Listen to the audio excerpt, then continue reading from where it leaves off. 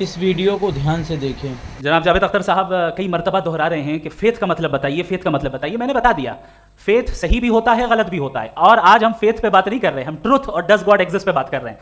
क्या does God exist, ये truth यानी गॉड है या नहीं है, इसमें से दोनों ट्रुथ क्या है। अब आप उसे फेथ कह लें, बिलीफ कह लें, नॉट माई बिजनेस। उसके बाद आपने कहा कि भाई सवाल करने से मजहब रोकता है। मैं कहता हूं जो रोकता है वो रोकता होगा, मैं नहीं रोकता, बल्कि सवाल करें, सवाल करना चाहिए। सवाल कर करके तो हम आगे बढ़ते हैं, तरक्की करते हैं, और इसीलिए मैं आज यहाँ पे आया हूँ। लेकिन सवाल सिर्फ खुदा से नहीं होगा, आपसे भी होगा। सवाल एथिज्म से भी होगा, सवाल सिर्फ मजहब से नहीं होगा, सबसे होगा। और आज मैं सवाल करूंगा और उम्मीद है कि आप जवाब देंगे। अभी तक आपने वैसे कॉन्टिंजेंसी आर्गुमेंट का कोई जवाब नहीं दिया। चलें, आपने कहा यूनिवर्स के बारे में इटर्नल क्यों नहीं बोल देते।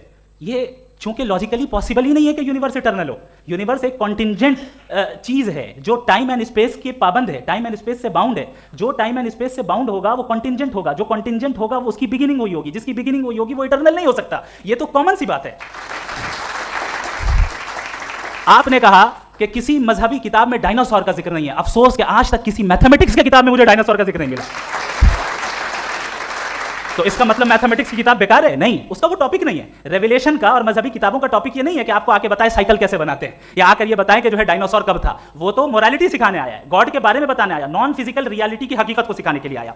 रिलीजन साइंस को रोकता है? नहीं रोकता। अगर रोकता है तो गलत करता है। रिलीजन साइंटिज्म को रोकता है, जिसमें हमारे जावेद साहब मुब्तला हैं।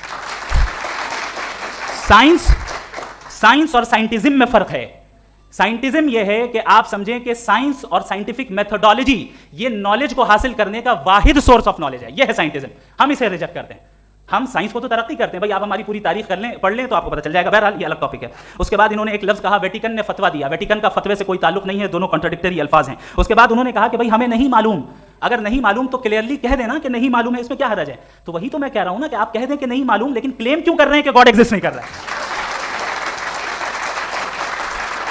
आप कह दे नहीं मालूम है, हो सकता है हो सकता ना हो, लेकिन आप क्लेम कर रहे हैं। The moment you say God does not exist, this is a claim, and now the burden of proof is upon you too, जैसे हमारे ऊपर है। और क्यों है मैं बताता हूं, क्यों है ये भी मैं बताता हूं। फिलोसॉफिकली जो क्लेम होता है ना, सिर्फ ये नहीं होता कि इंसान कहे पॉजिटिव क्लेम करे और नेगेटिव क्लेम करे तो बर्डन ऑफ प्रूफ नहीं है। आप मिसाल के तौर पे मैं कहूं कि फुला उस कमरे में कोई नहीं है, मैंने एक नॉलेज का क्लेम किया है। उस कमरे में कोई नहीं है, मैंने एक नॉलेज का क्लेम किया। या तो मैं कहूं मुझे नहीं पता, हो भी सकता है नहीं भी हो सकता है, this is not a claim. लेकिन जब मैं कह रहा हूं कि वहां कोई नहीं है, या मैं कह रहा हूं वहां कोई है, दोनों क्लेम है और दोनों के ऊपर बर्डन ऑफ प्रूफ है। हमारे ऊपर भी बर्डन ऑफ प्रूफ है। मैंने कंटिजेंसी आर्गुमेंट दिया, इसे तोड़ कर दिखाइए।